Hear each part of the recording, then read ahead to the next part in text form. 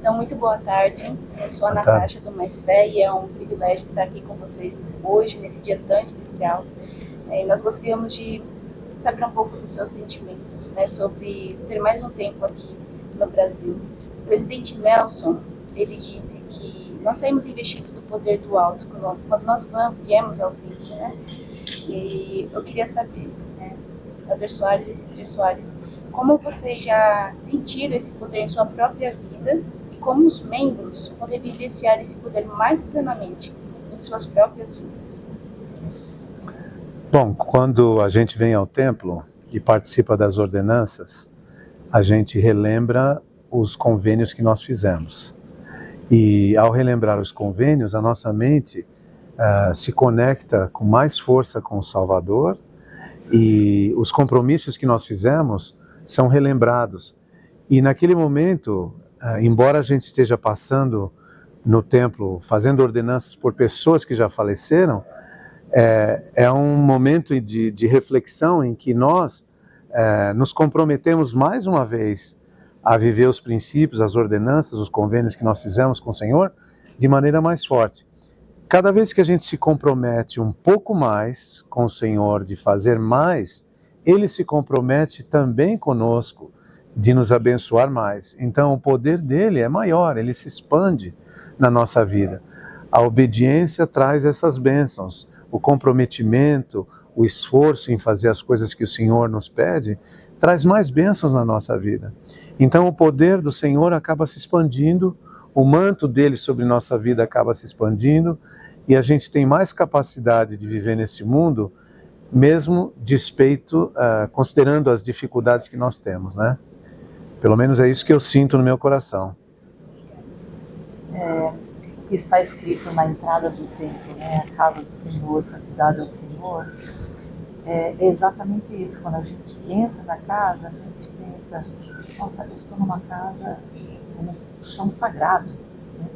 E eu me sinto como estou visitando meu Pai Celeste, e Ele está me recebendo a gravura do Salvador, né, assim para nós, está nos recebendo, nós somos bem-vindos à casa dele.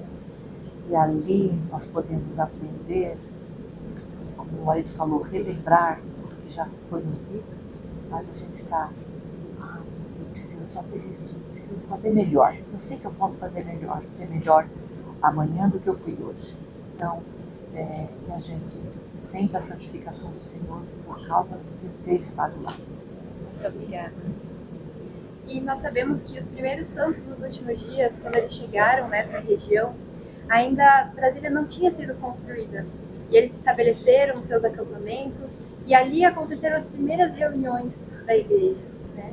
E como esse templo ele pode abençoar tanto esses pioneiros da igreja nessa região, quanto os familiares deles que estão aqui. Eu gostaria de perguntar isso para o Elder Kopp.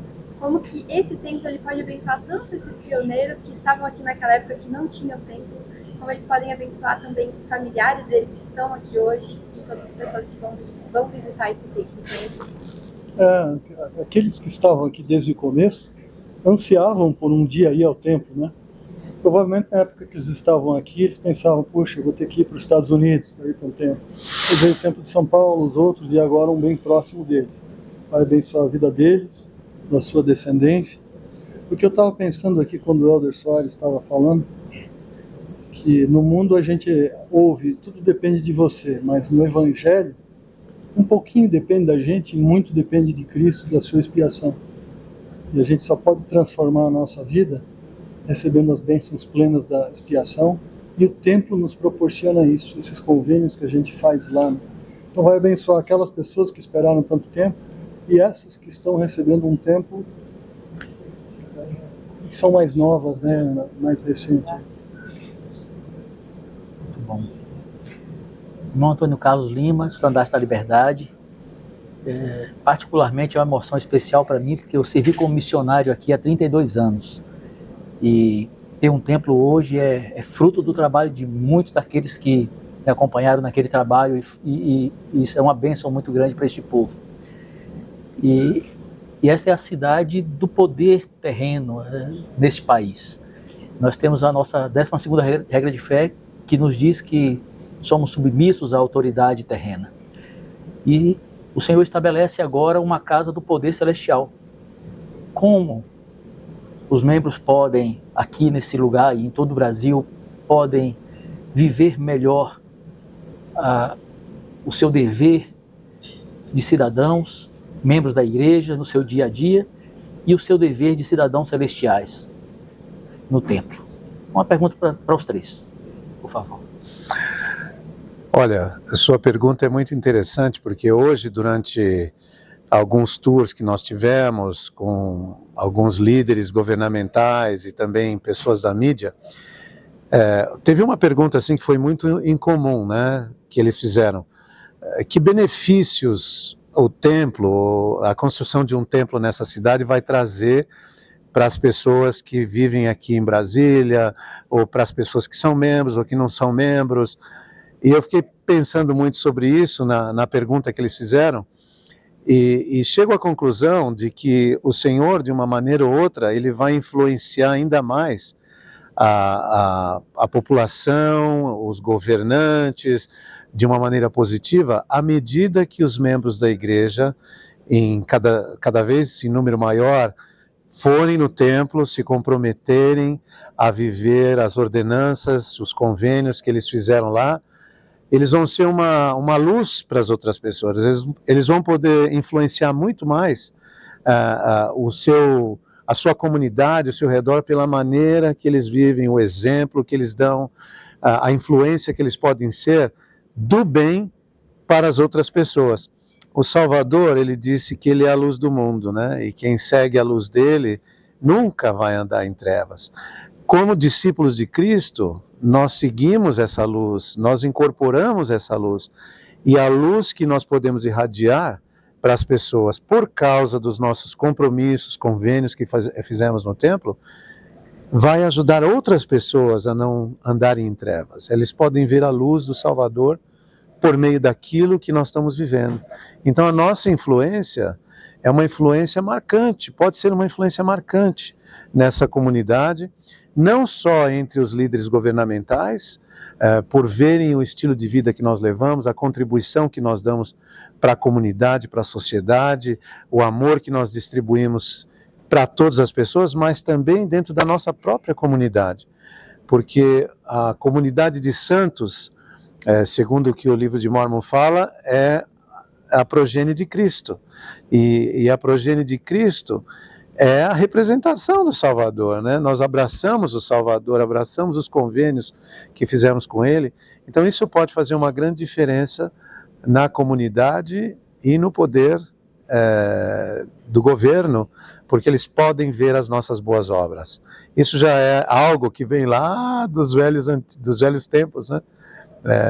Que a nossa luz brilhe. O próprio Salvador disse que a nossa luz devia brilhar diante dos olhos dos homens, para que eles vejam as nossas obras, mas glorifiquem a Deus.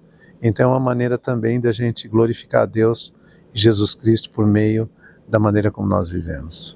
Obrigado. Eu sei que nós temos aprendido dos líderes, dos profetas e das escrituras, que quando nós saímos do templo, nós saímos investidos com poder. E esse poder, como o marido falou também, é a luz, mas é o poder do exemplo também, que tem que fazer alguma diferença na nossa vida, né? Estar num lugar tão maravilhoso, tão especial, tão sagrado, a gente tem que sair mudado mesmo de lá, com vontade de ser melhor. Então esse poder, quando nós saímos de lá, a gente tem que refletir isso, como membros da igreja, como cristãos e cidadãos, né? Tem que refletir isso em nós. Obrigado. A maneira como eu traduzi a tua pergunta para mim é que como é que a gente compatibiliza viver sob o poder do mundo, que são os governantes, com o Evangelho e o poder de Deus, né? Eu lembrei que Doutrina e Convênio 58, 21, que ninguém quebra as leis do país, porque aquele que guarda as leis de Deus não tem necessidade de quebrar as leis do país. Quando a gente vive em retidão, necessariamente a gente vai estar obedecendo também às leis do país, do poder daqueles que nos governam, né? Então nunca vai ser incompatível quando a gente colocar Deus em primeiro lugar. e as suas leis, os convênios que a gente faz no templo. Exatamente. Perfeito. Muito obrigado. Sou o Rodrigo, da SOS Jovem Brasil, vim lá da Bahia, onde em breve o Templo de Salvador também estará sendo aberta a visitação e dedicação. E nós sabemos que hoje a juventude, de uma certa forma, o mundo tem muitas influências sobre a juventude especificamente, vamos assim dizer.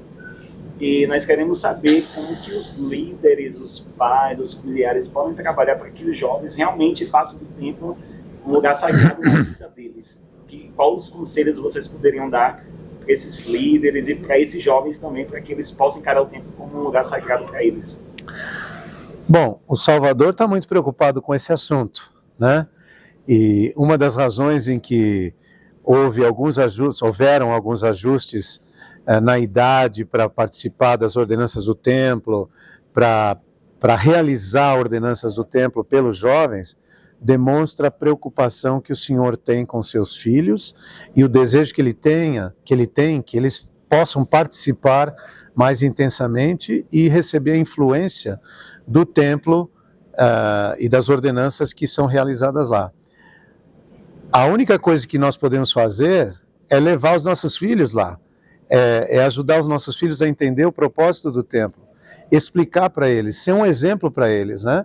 Mostrar para eles que quando a gente vai no templo, a gente sai investido do poder de Deus de lá, com mais força, com mais desejo de viver os mandamentos, de ser uma influência para o mundo.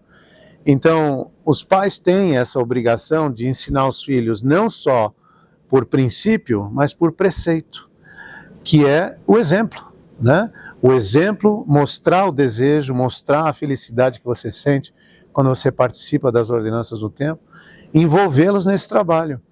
Não é só a ida ao templo que envolve esse poder, mas é o fato de você trabalhar na sua história da família, de você pesquisar, se conectar com seus antepassados e oferecer para eles essa oportunidade quando você vai ao templo.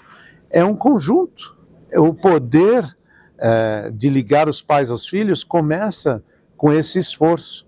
E aí faz toda a diferença na vida do jovem, das crianças, para se preparar para ir no templo. Eu conheço pais, por exemplo, que têm filhos pequenos, eles ainda não podem entrar no templo, mas eles têm uma vez por semana ou a cada 2 semanas uma oportunidade de passear com os filhos ao redor do templo, desfrutar do jardim do templo e ali olhar para o templo e explicar o que aquilo significa para eles e que aquilo pode ser uma meta para o futuro, eles podem se preparar para desfrutar das bênçãos que estão lá dentro. A gente cultiva isso desde muito jovem no coração dos filhos, né? Assim eles crescem com a visão correta. Os jovens trabalhando na história da família, aprendendo a trabalhar na história da família, é um grande recurso. É evidente que é para a família própria e para os líderes, né, ajudarem também os jovens com isso. E como meu marido falou, realmente isso é perfeito. As famílias trazerem seus filhos para caminharem ao redor do templo.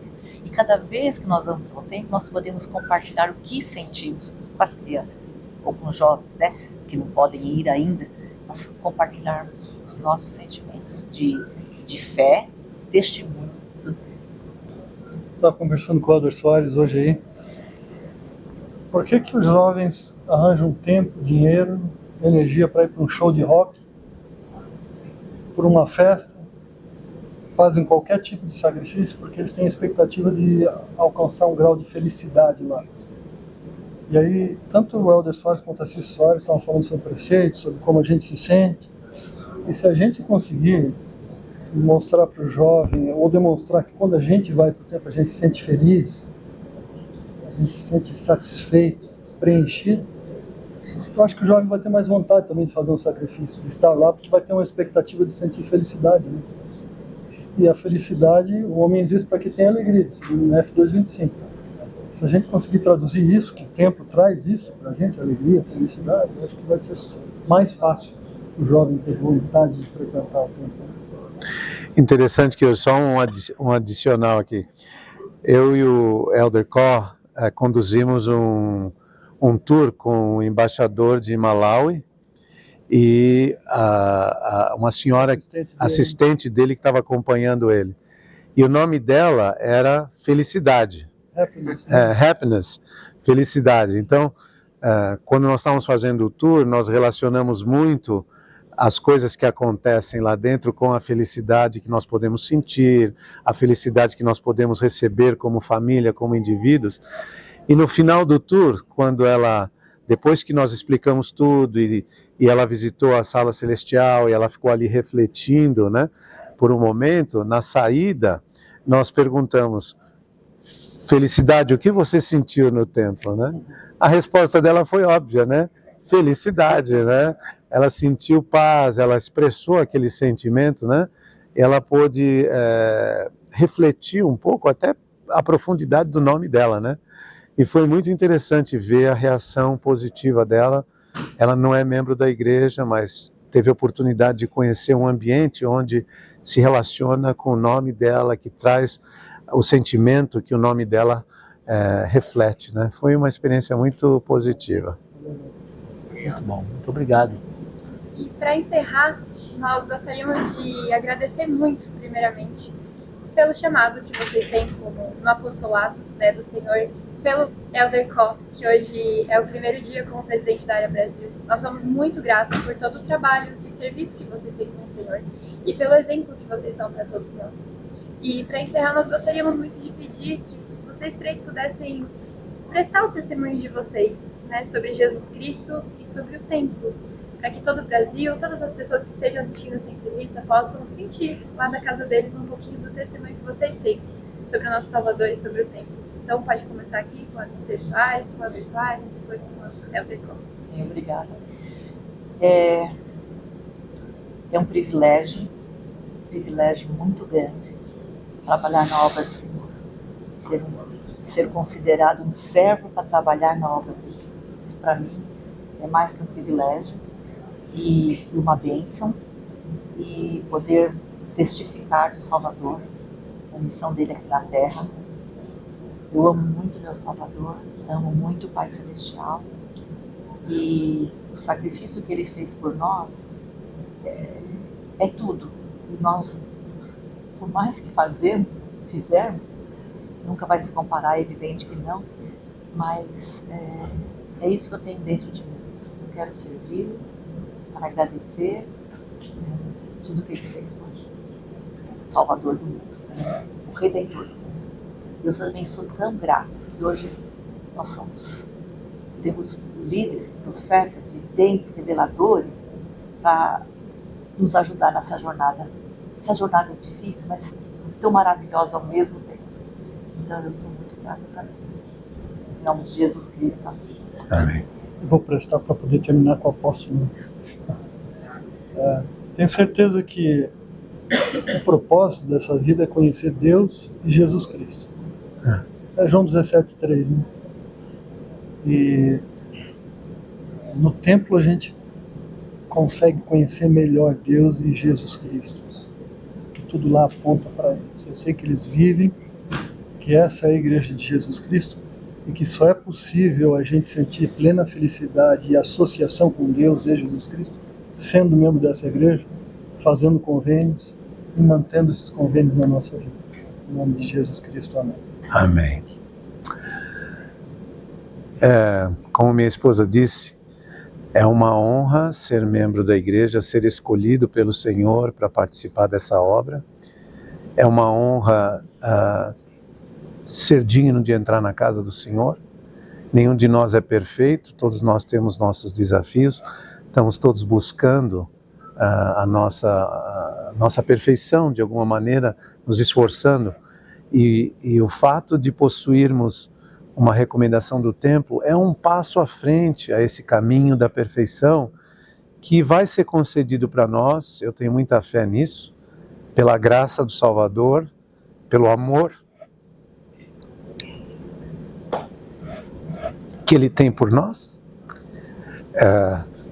Mas vale o esforço que nós fazemos para viver os compromissos, os convênios que nós fazemos com o Senhor no templo.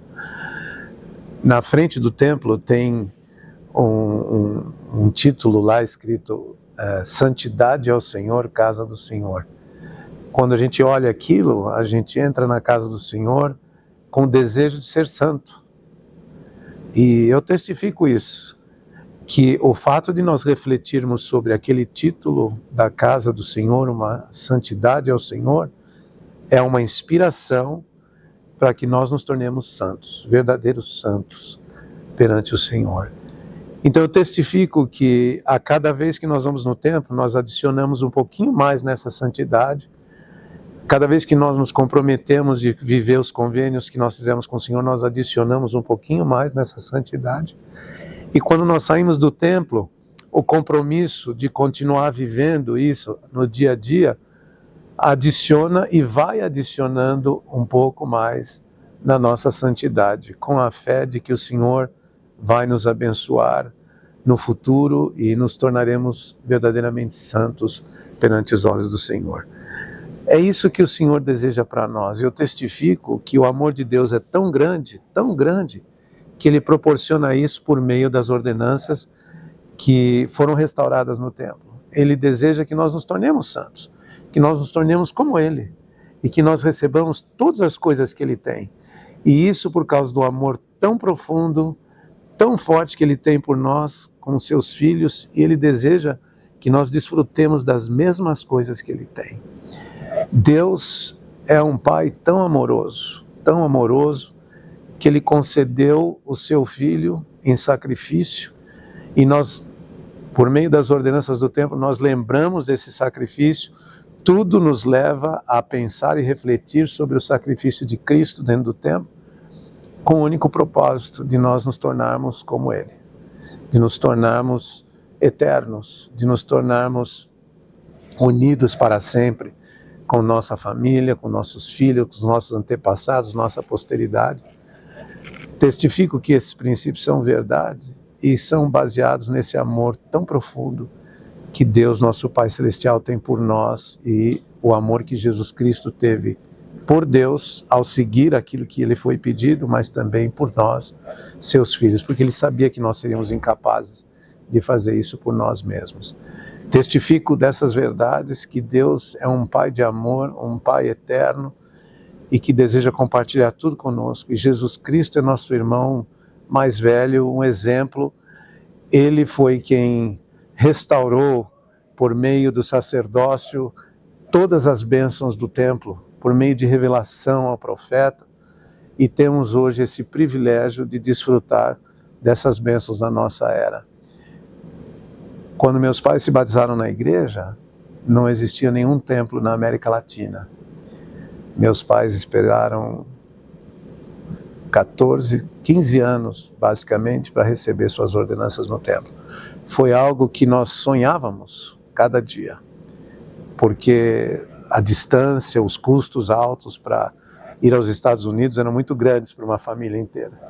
Então foi um sonho que se realizou no momento em que nós tivemos a oportunidade de entrar no templo. Aquela expectativa, aqueles anos de preparação foram importantíssimos para a gente valorizar as bênçãos que poderiam advir do nosso esforço do templo. Hoje nós temos um templo pertinho de nós, né? E aqui em Brasília, em especial agora, vai ter um templo muito perto, mas continuamos no esforço de nos aproximarmos mais do Salvador por meio da nossa frequência ao templo e relembrar as ordenanças que nós fizemos com Ele. Eu testifico dessas verdades e das bênçãos que nós podemos sentir, não só para nós mesmos, mas para os nossos familiares e familiares posteriores, anteriores, e pelas bênçãos que nós podemos receber. E compartilho isso com muita fé, carinho e amor, e convido todos vocês para virem ao templo, conhecerem essa maravilha que foi construída aqui e que vai ser dedicado no mês de setembro por um membro do Quórum dos 12 Apóstolos, e a casa vai ser investida do poder de Deus, e todos estão convidados a participar desta casa aberta que estamos tendo aqui, em nome de Jesus Cristo. Amém. Amém. Muito obrigado.